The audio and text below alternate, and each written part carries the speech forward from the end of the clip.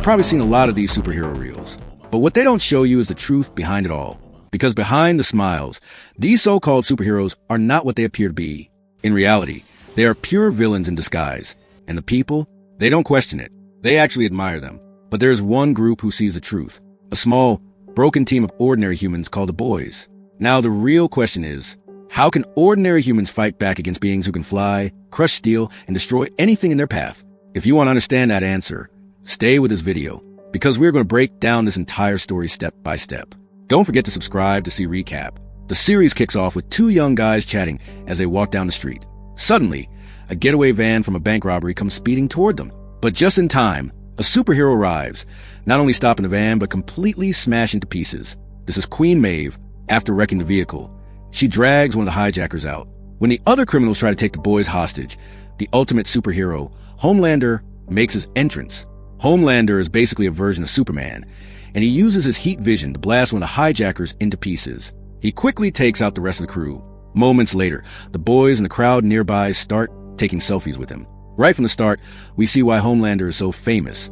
He's the world's greatest hero. He belongs to a massive organization called Vought International, which manages a group of elite heroes known as the Seven, with Homelander as their leader. Their job is to fight crime all over the world, but it's all strictly business. Vought handles these crime-fighting contracts and makes billions of dollars, using a portion of that money to keep their heroes living in total luxury. Vought does everything possible to maintain their celebrity image. On the surface, they look like the saviors of humanity, but there's a dark secret hiding behind the scenes. To find out what that is, you'll have to watch until the end. Now, let's get back to the story. We meet a guy named Hughie Campbell, who works in an electronics shop. His girlfriend, Robin, drops by because they have a date planned. Hughie is happily walking down the street, holding Robin's hand, when suddenly, she's gone. In the blink of an eye, Robin's entire body vanishes right in front of him. Hughie is left standing there, covered in blood, staring at a gruesome scene on the pavement. At first, it looks like a car accident, but it turns out a superhero named A-Train was running at super speed and accidentally slammed right through her. Hughie is left paralyzed with shock. A-Train, who was supposedly chasing bank robbers, gives a quick, half-hearted apology and speeds off. Hughie is left standing there, paralyzed, holding the severed hands of his girlfriend. This hero, A-Train, is also part of Vought. Following the incident, the company issues a public apology on TV and sends a lawyer to Hughie. They offer him a settlement to basically take the money and forget about Robin. But money can't fix everything. Hughie wants A-Train to face real consequences. They might be superheroes, but that shouldn't give them a license to kill innocent people. He takes it personally and vows to get revenge, though he has no idea how an ordinary guy like him can take down a superhuman. Meanwhile, at Vought International, a member of the Seven named Lamplighter has retired after years of service. To fill the gap, Vought holds a massive competition to find a replacement. That's where we meet Annie January, a girl who is nothing like the others. She has had supernatural abilities since she was a child, and she joins the audition under the name Starlight. She can generate blinding, powerful light from her body. Impressed by her raw talent, Vought officially accepts her into the team. However, Starlight's very first day is a total nightmare. She meets another hero named the Deep, who rules the seas. He can live underwater and even talk to sea creatures. Annie tells him she's been a huge fan since she was a kid and even had a crush on him. Hearing this, the Deep immediately makes a disgusting move. He tries to force her into a physical relationship. Can you believe the nerve? These guys call themselves superheroes, but their characters are completely trash. Starlight is so furious that her power surges, causing the TV screens in the room to explode. But the Deep threatens her, saying if she doesn't do what he wants, he'll have her kicked out of the Seven. Torn between her morals and the dream she worked for her whole life, Starlight eventually feels forced to give in. Meanwhile, back at the shop, a man named Billy Butcher suddenly shows up to meet Hughie. Butcher reveals that he knows everything, including the brutal details of how Robin died at the hands of A-Train. He explains that Hughie isn't the only victim. For years, these so-called superheroes have been causing collateral damage, but Vought is so powerful they just sweep everything under the rug. They control the entire entertainment industry and have made people so dependent that they'd call a superhero just to sweat a fly. Vought is milking this obsession for every penny. Butcher is a former operative who belongs to a rogue group called the Boys, whose sole mission is to take down the Seven. We'll meet the rest of the crew later. But for now, Butcher makes Hughie an offer to join him. At first, Hughie refuses, but the thought of getting justice for Robin changes his mind. Butcher takes him to a secret underground club where the Supes hang out. It's a mess of drugs, booze, and debauchery. This is a daily routine for these idols. With the help of the bartender, Butcher shows Hughie CCTV footage from the day Robin died. In the video, A-Train is laughing and joking with a friend about the accident, even mocking the way Robin popped. Seeing this, Hughie loses it. He realizes that behind the masks, these people are monsters. To expose them, Butcher needs solid evidence. He asks Hughie to plant a spy bug inside the Vought headquarters when he goes there to sign the settlement papers. Hughie is hesitant, but his desire for revenge wins out. Next, we meet Madeline Stillwell, the vice president of Vought. She's in a high-stakes meeting with the mayor of Baltimore. She demands $300 million to station a hero named Blind Spot in the city.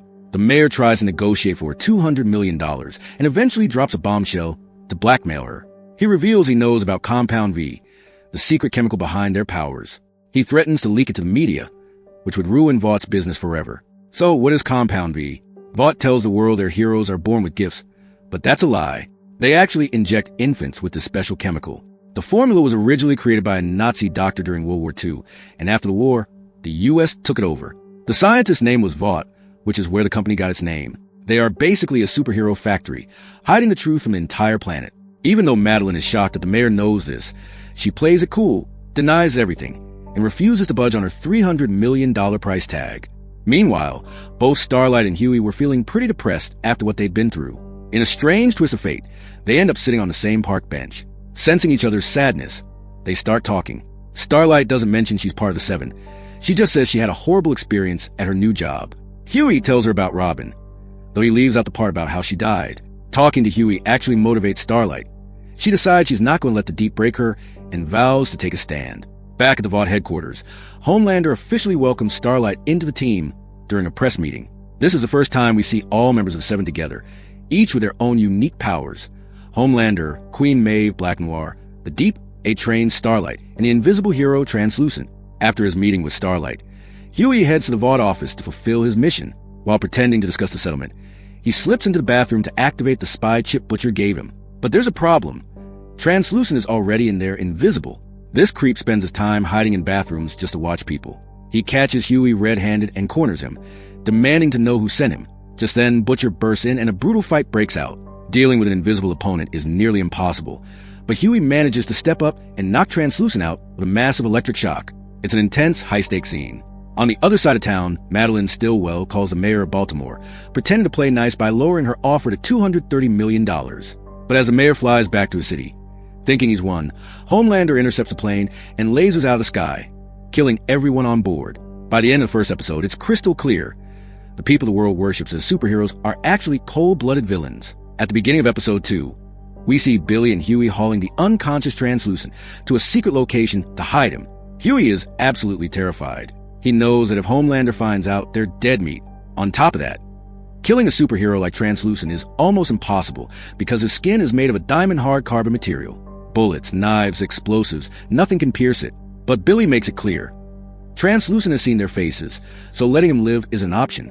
With no other choice, Billy heads to his old friend and fellow boys member, Frenchie. Frenchie is a bit of a mad scientist, part engineer, part chemist, and a total expert in getting things done. However, when he realizes they've kidnapped a celebrity superhero, he freaks out, knowing that if they get caught, it's game over for all of them. Still, being part of the team, he steps up. First, they deactivate Translucent's tracking device, so Vought can't find him. Then, they lock him in a specialized electric cage that shocks him every time he tries to touch the bars, keeping him trapped and weak. Meanwhile, Starlight is sent out on her very first crime-fighting mission. The catch? Her partner is that creep, the Deep. She hates it, but she has to follow orders to keep her job. Back at Vought, Madeline Stillwell calls in Homelander. She's figured out that he was the one who crashed the mayor's plane. How? Because the Deep recovered the wreckage from the ocean and found heat vision marks on the debris. Even though it seemed like Madeline's interests were served, Homelander acted on his own, using his X-ray vision and super hearing. He had eavesdropped on the mayor's blackmail attempt. He didn't want a secret of Compound V getting out any more than Madeline did, so he took matters into his own hands. Madeline is furious that he went rogue. When Homelander finds out that it was the Deep who ratted him out, he confronts him. He threatens the Deep so intensely that the Lord of the Seven Seas is left shaking. Homelander is so incredibly powerful that no one, not even the other supes combined, dares to look him in the eye. He could turn any of them into ash in a matter of seconds. Meanwhile, Frenchie tries a different approach. He crafts a special bullet made of the exact same carbon material as Translucent skin, hoping it can pierce through. Billy takes a shot, but even that fails. The bullet just bounces off. To make matters worse, the impact of the shot damages the zinc shielding around Translucent's cage. This shield was the only thing blocking his tracking signal. Now that it's compromised, Vought picks up his location immediately. Madeline wastes no time and orders a search team to the area. Realizing they're running out of time, Billy rushes to see his ex, Susan, who happens to be the director of the CIA. He knows she has classified research files on Translucent and hopes they contain a weakness. But Susan isn't interested in helping. She shuts him down instantly and kicks him out of her office. Back at the hideout, Hughie shows a bit of humanity and offers Translucent some water. He tries to get answers, asking where A-Train was heading the day Robin died. Translucent claims he knows nothing. He even mocks Hughie, telling him that his little group stands no chance. He warns them that they'll all end up dying like dogs once Homelander finds them. Over at Vought International, a high-profile party is in full swing. Madeline meets with a powerful senator. For a long time, Vought has been lobbying to get superheroes into the U.S. national defense. However, the senator flat-out refuses. He tells Madeline that the government won't hire supes because it would hurt the traditional arms industry. He also reminds her that as much as she thinks she's in control, she can't just manipulate the government into doing her bidding. On her way back from her first mission, Starlight actually does some real hero work. She saves a woman from being assaulted. But because it wasn't a PR-approved event, Vaught's publicist, Ashley, is furious. She scolds Starlight, telling her never to reveal her identity or act without permission. And yes, this Ashley is the one you've probably seen in countless memes and reels.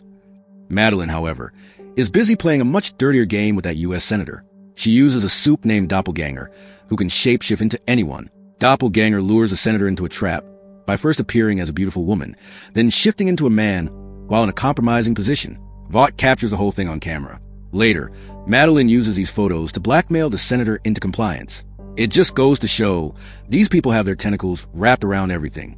Meanwhile, a random nature documentary about a turtle gives Frenchie a brilliant, yet twisted, idea on how to finish off Translucent. Since the guy's exterior is made of diamond hard carbon, he's invincible from the outside, but his insides, those are still made of regular flesh and blood. So, Frenchie comes up with a nasty plan: shove a high-power explosive where the sun doesn't shine. If that bomb goes off, Translucent will be blown apart from the inside out. The reality of the situation finally sinks in, and Translucent starts sweating. Terrified, he begs for his life and promises to tell Hughie everything about A-Train. He reveals that on the day Robin died, A-Train wasn't chasing any bank robbers. He was actually high and rushing to see his secret girlfriend, Popclaw. Hearing that his girlfriend's life was taken for something so trivial makes Hughie's blood boil.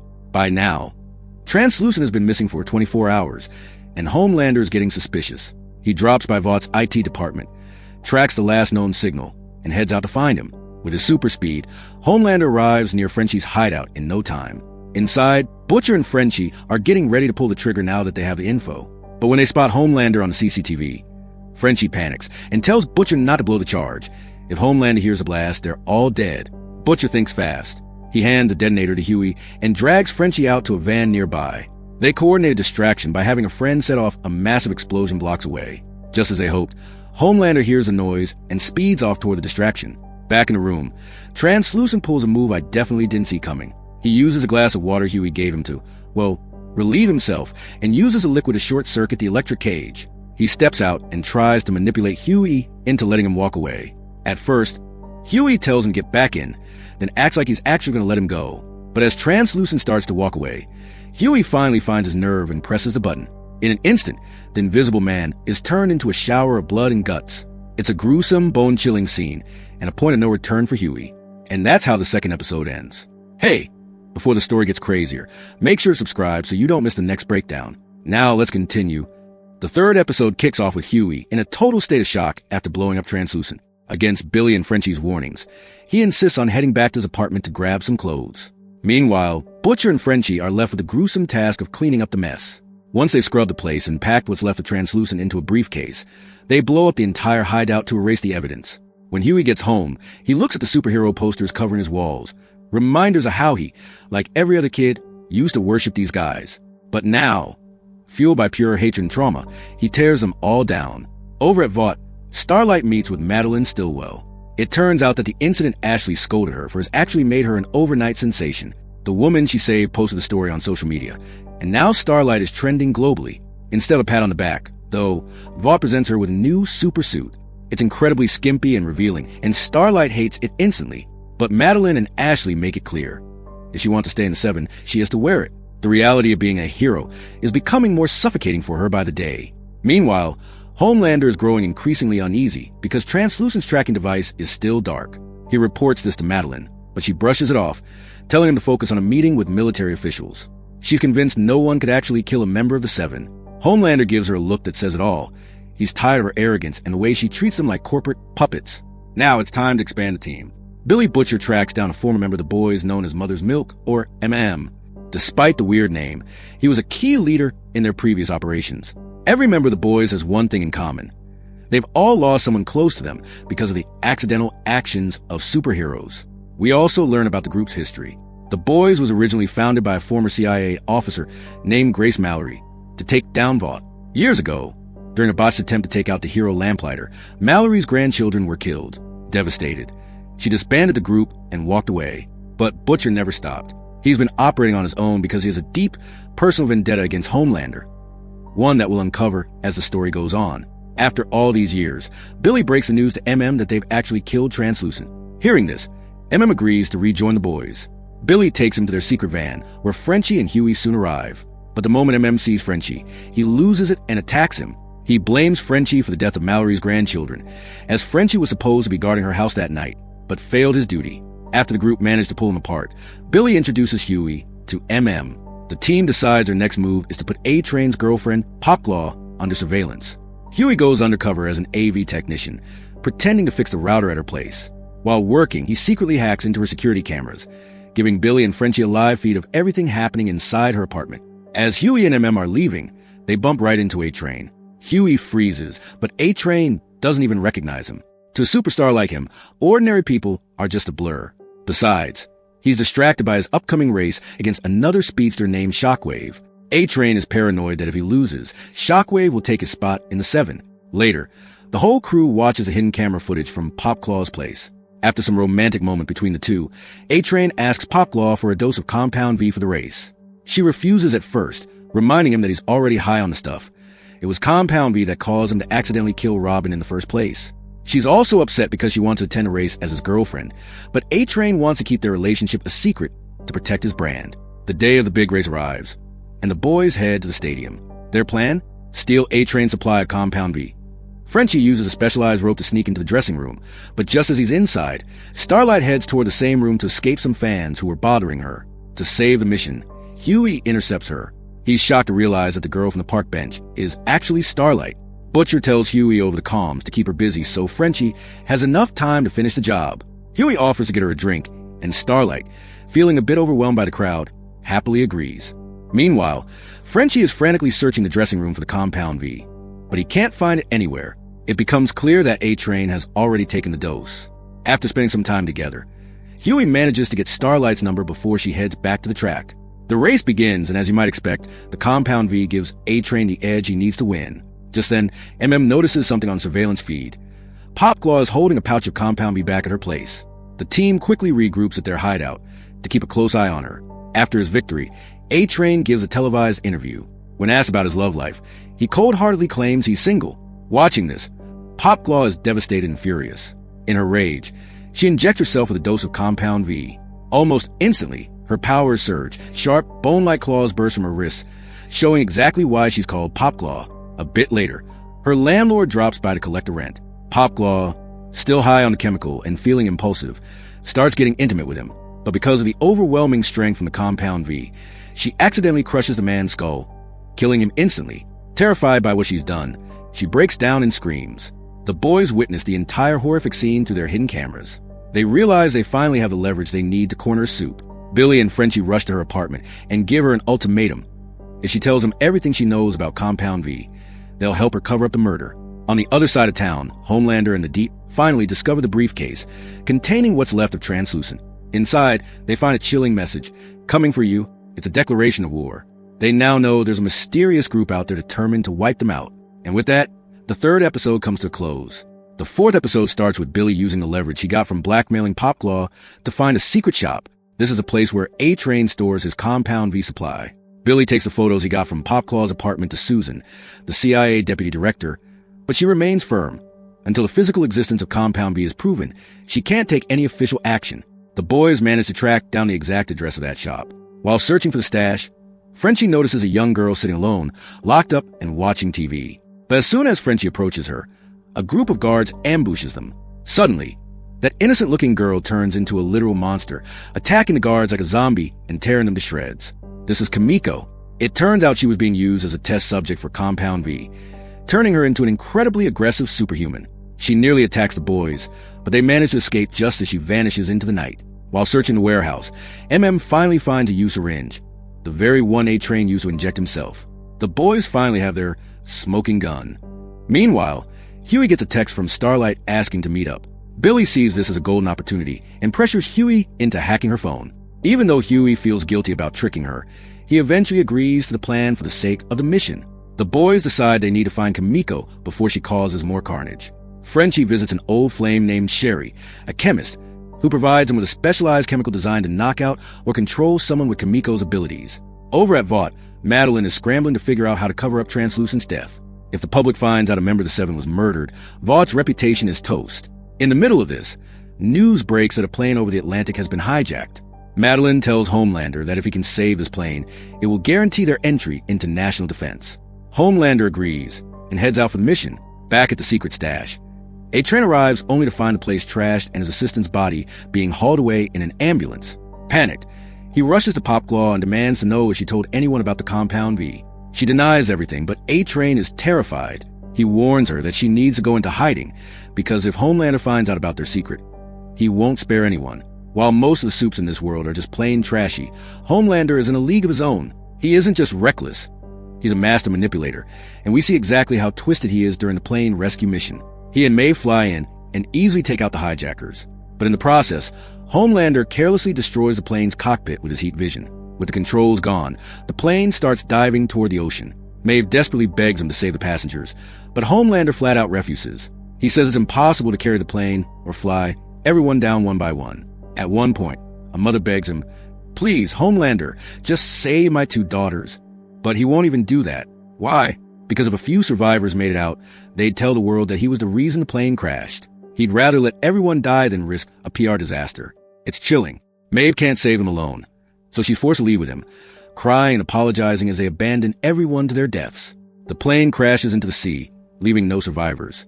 While this tragedy is unfolding, Hughie is busy on his date with Starlight, while the rest of the boys hunt for Kimiko. They finally track her down near a subway station, but A-Train shows up too. He wants her dead because she's the only living proof of the Compound V experiments. Frenchie thinks on his feet. He starts shouting, "A-Train, A-Train," at the top of his lungs.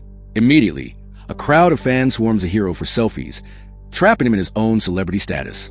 In the chaos, Kimiko slips away, but the boys eventually corner her and use the knockout gas to finally take her into custody. Later, Homelander arrives at the crash site, not to help, but to stage a scene. He gives a phony, heart-wrenching speech to media, blaming the tragedy on the military. He claims that if supes were already part of the national defense, they would have been notified sooner and could have saved everyone. The crowd eats it up, cheering for him. It's insane. He murdered a plane full of people just to create a political opportunity, to get into the military. And with that dark realization, the 4th episode ends. This season has a total of 8 episodes, and if I tried to explain them all in one video, it would be way too long. That's why I'm covering the next 4 episodes in part 2. You can find the link to part 2 in the pinned comment and on the end screen. Don't worry, it's coming out very soon. Thanks for watching C Recap, and I'll see you in the next one. Take care, everyone.